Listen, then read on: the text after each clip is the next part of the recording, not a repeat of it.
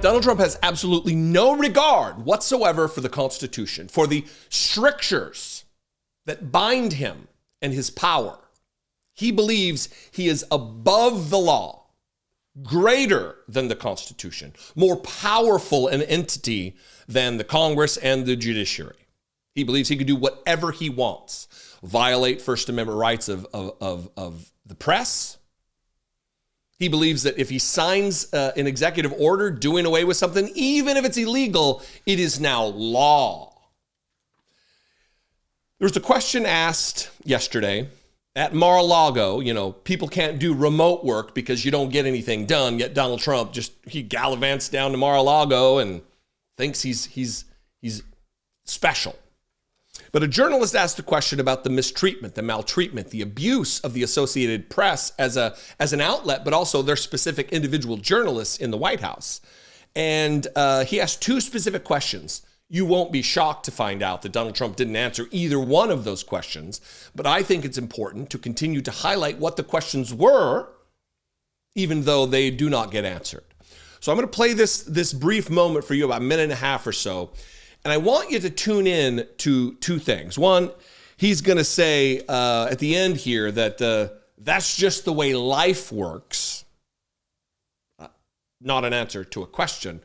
But also, he's signaling. He's communicating that he doesn't care about the First Amendment. He doesn't care about the Constitution. He wants to be a dictatorial, king-like emperor figure in American history. He doesn't want to be bound by the rule of law. We know this based on all of the criminal cases against him, that he's a felon, that he has his cute little mugshot hung up just outside the door of the Oval Office in the White House.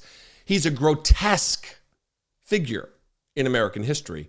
And the people of the United States, by the slimmest of margins, one of the slimmest margins in the history of presidential elections, saw fit to put him back because eggs were expensive.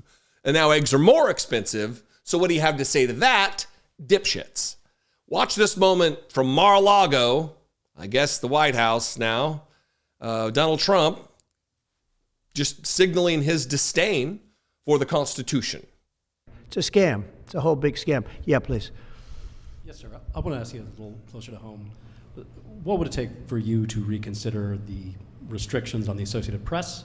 And secondly, some of your advisors are concerned with the Associated Press's style guide, using language and giving guidance to not use words like illegal immigrant or to use phrases like gender-affirming care. And they're concerned about that being an encroaching amount of liberalism in the way in which the press writes about things. Do you share those concerns? Well, I do think that some of the phrases that they want to use are ridiculous, and I think, frankly, they become obsolete, especially in the last 3 weeks, because many things have happened in the last 3 weeks. And I didn't know about that, but I would say that if they want to use certain phrases like that, and I guess some are okay, but many aren't, but the Associated Press just refuses to go with what the law is and what is taking place. It's called the Gulf of America now. It's not called the Gulf of Mexico any longer. I have the right to do it, just like we have the right to do Mount McKinley, and nobody's even challenging that. But only essentially, it's primarily the Associated Press, and I don't know what they're doing, but I just say that we're going to keep them out until such time as they agree that it's the Gulf of America. We're very proud of this country, and we want it to be the Gulf of America. Now, the Associated Press, as you know, has been very, very wrong on the election, on Trump and the treatment of Trump, and other things having to do with Trump and Republicans and conservatives. And they're doing us no favors, and I guess I'm not doing them any favors. That's the way life works. But that's not how the Constitution works, dipshit. I thought there was going to be two things. There's actually three things that I want to talk about. One is that I think, frankly, they became obsolete, the phrases that they're using, like gender-affirming care. That they're obsolete, especially in the last 3 weeks, because many things have happened in the last 3 weeks. So the turn of phrase, the procedures of gender-affirming care is obsolete. I guess you shouldn't comb your comb over like you do, bald guy, because that's gender-affirming care for yourself, Donald Trump. Is that obsolete? If it's obsolete, maybe just, let it shine, brother.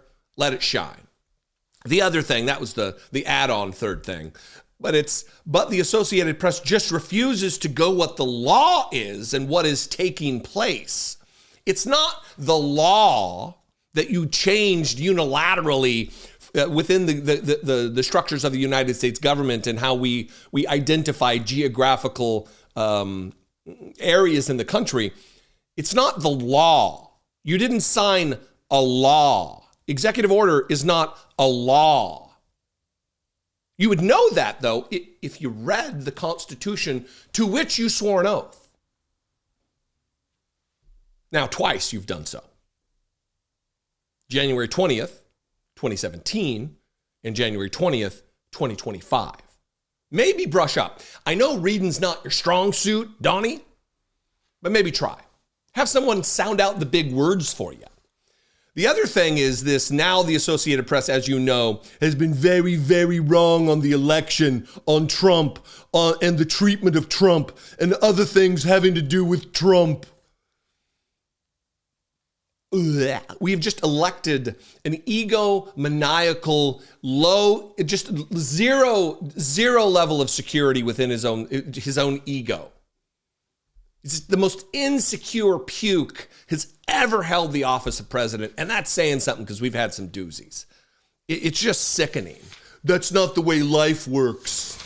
How's life work, Donald Trump? Are we supposed to take your particular lived experience as how life works? Because I can tell you, I didn't inherit millions and millions and millions and millions and millions upon millions and millions and millions of dollars from my mom and dad to start a company and then squander that money. That's not the lived experience or how life works for the vast majority of people, you spoiled fucking brat. You see, what I'm doing here is covered by the United States Constitution in the First Amendment, whereby Congress shall make no law abridging my freedom of speech to be critical of leadership and political speech especially. So you, sir, are you ready for it, everybody? Can fuck straight off, Donald Trump, your fascistic agenda for the United States of America, thinking that you're above the law, above the Constitution to which you swore an oath. No one's going to hold you to that, though, because you're a grifting liar. Anyway, what do you think? This just turned out to be a message for Donald Trump, I guess. Sometimes that happens. But going back very quickly, give me 30 seconds here.